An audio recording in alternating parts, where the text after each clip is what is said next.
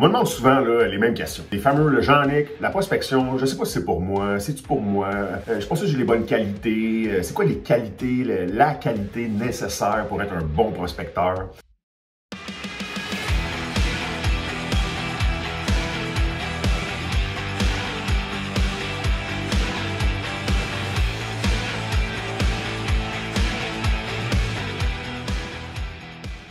Bon, écoute, d'un, il n'y a pas une qualité, ça en prend plusieurs. Je vais vous parler de ça aujourd'hui. J'ai d'autres types de préoccupations aussi, les fameux oui mais, les fameuses excuses. Là. Ah oui mais, je suis pas sûr que c'est pour moi, je suis pas un vendeur. Ah oui mais, je suis plutôt gêné, je pense pas que la prospection c'est faite pour moi. Donc moi ce que je vais dire à ça, guys, passez à l'action. Faut passer à l'action, faut l'essayer, faut le faire. Vous allez comprendre aujourd'hui que c'est pas une qualité que ça prend plusieurs qualités, plusieurs forces dans une équipe de prospection. Je viens de déjà vous donner un petit scoop, OK? Donc, écoute, il y a des gens qui font 10, 20, 30 transactions par année, OK? Pourquoi eux en font plusieurs puis vous en faites pas? Écoute, on a toutes 24 heures dans une journée, OK, guys? Donc, oui, je l'ai faite tout seul, OK? Impossible de faire beaucoup de transactions quand tu es tout seul. Okay? Tu peux pas être bon dans tout. C'est impossible, tu as juste 24 heures dans une journée, donc il faut que tu t'entoures d'une bonne équipe. Puis, laissez-moi vous raconter une histoire d'une formation que j'ai eue aux États-Unis avec... ça a fait un déclic dans ma tête à ce moment-là. Donc oui, moi je suis un gars de terrain, vous me connaissez, je suis un gars de terrain, je cogne aux portes. On peut me définir un peu comme un hustler, comme un vendeur, oui, coupable. OK? Puis Ken Cloutier, le coach aux États-Unis, a dit deux phrases qui m'ont complètement chaviré à ce moment-là, puis ça a fait un tournant dans ma carrière de prospecteur. Je vais le dire en anglais, je résume en français après. Dans l'intro, il dit « Guys, the hustler and you bring you here right now, but it would not bring you further. You need to kill that guy, kill the hustler if you want to go further. » OK, moi, ça m'a rentré dedans comme une tonne de briques parce que j'étais justement pogné dans ce moment-là de ma vie, dans le transactionnel, dans le day-to-day, répondre au téléphone, faire mon mailing, faire mon marketing. Bref, j'étais partout, j'avais pas de vie.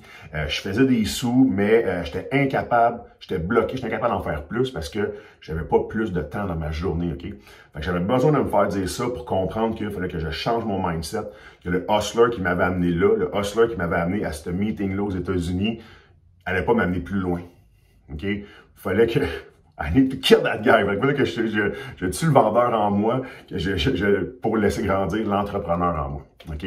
Donc, ça m'a permis de focusser sur mes forces. Ça m'a permis de comprendre que je peux pas être bon dans tout puis qu'il y a du monde qui sont bien meilleurs que moi pour faire certaines tâches. OK? Donc, regardons ça en détail, les 5 rôles de compagnie de prospection. OK? Fait qu'au début, là, ça c'est toi. OK? Fait qu'il faut que tu fasses tous les rôles, OK? Il y a 5 rôles principaux dans une compagnie de prospection. OK? Fait qu'au début, là, tu fais tout. C'est toi qui fais tout parce que tu es tout seul, puis tu n'as pas de volume, puis tu commences, OK? Premier rôle important, OK, que tu fais en ce moment, OK? Ça prend des leads, j'en parle souvent, donc ça prend un lead manager dans ta business, OK? Ça prend quelqu'un qui va s'occuper de faire rentrer les leads dans ta compagnie, qui va s'occuper de répondre au téléphone, qui va s'occuper d'envoyer les lettres, qui va s'occuper de générer des leads, puis de traiter les leads et de les qualifier pour la prochaine personne la plus importante dans la compagnie, OK? Donc, tu es seul dans ta compagnie, c'est probablement la première personne qu'il faut que tu embauches si c'est pas ta job à toi. Tu n'as pas les qualités pour faire ce job-là. Donc, ça prend quelqu'un de plus... c'est une job plus devant l'ordinateur, une job un peu plus d'analyse, une job de structure, une job de mettre en place les lettres, de faire les suivis, de répondre au téléphone et de qualifier les individus au téléphone. Donc, job hyper importante. Les leads rentrent toutes par cette personne-là. Avec une bonne lead manager va vous permettre d'avoir des bons rendez-vous et d'augmenter beaucoup votre taux de closing. Donc, lead manager, une des personnes les plus importantes de l'équipe. Pour un gars comme moi, qui est plutôt un hustler, c'est la première personne qu'il faut que j'engage. Absolument. OK? Deuxième, c'est... bon, OK, je vais pas utiliser l'anglicisme. Il est responsable des acquisitions. Acquisition Manager. OK? Donc, responsable des acquisitions, lui, sa job, c'est de closer des deals. Closer des deals, aller au rendez-vous, aller aux tables de cuisine, aller visiter des maisons, soumettre des promesses d'achat. Donc, idéalement, cette personne-là, plus elle a de rendez-vous dans sa semaine, plus elle est en mesure de faire des visites, plus vous allez faire de transactions à la fin de l'année, OK? Donc, le lead manager, sa responsabilité, c'est de booker des rendez-vous aux acquisition managers, aux responsables des acquisitions. Donc, si on est en mesure d'y booker 2, 3, 4, 7 rendez-vous par semaine, puis que la personne aux acquisitions va faire des promesses d'achat à tous les rendez-vous, hein, j'en ai déjà parlé, donc à tous les fois que tu as un rendez-vous, on soumet une promesse d'achat. Sur le volume, il y en a qui vont être acceptés, et sur le volume de promesses d'achat acceptées, il y en a qui vont se convertir en transactions et en argent dans nos poches. Donc, c'est les deux rôles les plus importants, OK? C'est les deux rôles les plus importants à combler quand tu commences une business de prospection. Au début, tu fais les deux, hein, tu génères tes propres leads, tu vends tes rendez-vous, mais si tu es prospecteur, ton modèle d'affaires, c'est de céder des promesses d'achat, de trouver des deals comme moi. Rapidement, tu vas avoir besoin une job pour 2 personnes là-dedans, facilement, OK? Après ça, évidemment, il faut disposer des propriétés. Il faut disposer des propriétés, OK? Donc, une fois qu'on a une promesse d'achat acceptée, qu'est-ce qu'on fait avec? Est-ce que je soumets la promesse d'achat? Est-ce que je cède les droits sur ma promesse d'achat? Est-ce que je fais le projet? Est-ce que je trouve un partenaire de faire? Donc, cette personne-là est responsable uniquement de disposer des propriétés et de s'en charger. OK? Donc, j'en ai parfois 2. OK? C'est-à-dire que, parce que moi, je fais des acquisitions, je fais des flips et je fais aussi de la session de promesse d'achat. Donc, j'ai une personne qui va s'occuper vraiment de contacter les acheteurs. Monter le document promotionnel pour la propriété, contacter, expliquer les dossiers, recevoir l'information. Bref, elle va s'occuper d'organiser la visite de la propriété, de signer les différents documents de cession de promesse d'achat. Bref, elle s'occupe vraiment de disposer des propriétés. Elle va avoir un autre rôle aussi qui va être que si on fait des acquisitions, donc si on fait une maison à flipper, elle va s'occuper également de mettre en marché ou de contracter les bons corps de métier, va s'occuper aussi de la propriété. C'est comme 2 rôles un peu différents qui méritent, avec un certain volume d'activité, 2 personnes différentes pour gérer. Mais, donc, c'est tout le volet disposition de la propriété qu'on a acquis. Donc, plus on a de volume, au début, c'est vraiment ici qu'il faut se concentrer. Mais quand on fait plus de transactions, on a un volume de plusieurs, je veux dire, dizaines de transactions par année, votre responsable de la disposition manager devient une personne hyper importante. Après ça, pour tout générer des leads, ça, le guys, là, pour générer des leads, OK, ici, là, ça prend quelque chose de bien important. OK, ça prend du marketing.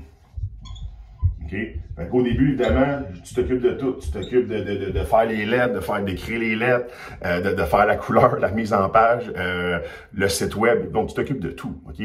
Mais après un certain temps, je vous suggère évidemment de commencer avec des funnels plus faciles, comme la lettre, envoyer des lettres et aller cogner aux portes. Mais si tu ajoutes du web, tu ajoutes de la publicité Facebook, tu ajoutes, bref, d'autres funnels, d'autres rayons autour de prospection, ben là, ça va te prendre quelqu'un au marketing qui va mettre de l'argent sur les clics Internet, va mettre de l'argent sur la publicité, va mettre de l'argent sur le mailing, bref, qui va s'occuper des différentes campagnes, OK, pour faire en sorte que le téléphone sonne. OK, parce que c'est ça sa job à lui. Là. La job du marketing, c'est de faire en sorte que le lead manager ait des leads, puis des leads, puis des leads. Fait que s'il faut en trouver une deuxième ici, ben parce qu'on a trop de leads, ben c'est pas un problème avec trop de leads, OK? Fait que si on a du bon marketing, on va engager une deuxième personne pour répondre au téléphone, pour qualifier ces leads-là.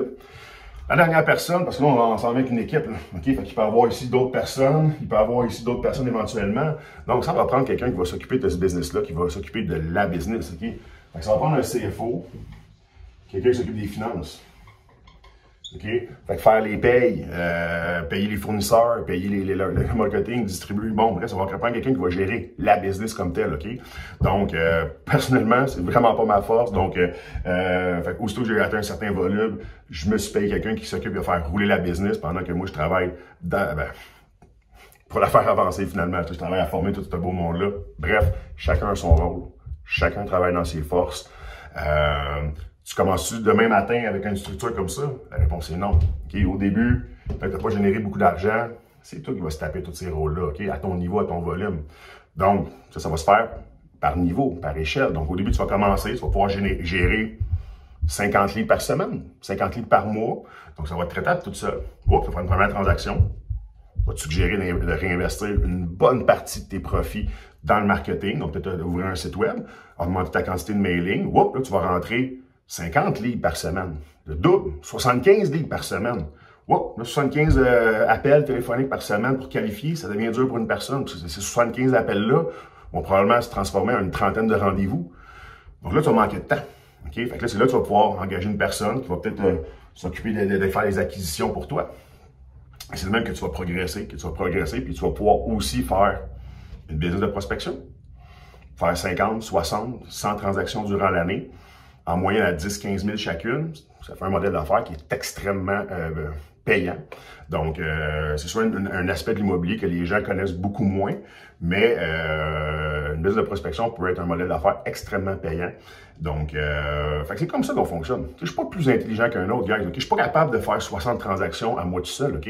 Mais quand je m'entoure des bonnes personnes, quand je m'entoure de A-players, de joueurs A, donc qui sont les meilleurs pour gérer une business, sont les meilleurs pour faire du marketing, sont les meilleurs pour trouver des acheteurs puis disposer de gérer un chantier, sont meilleurs pour closer puis aller convaincre des vendeurs que c'est nous les meilleurs acheteurs pour leur propriété.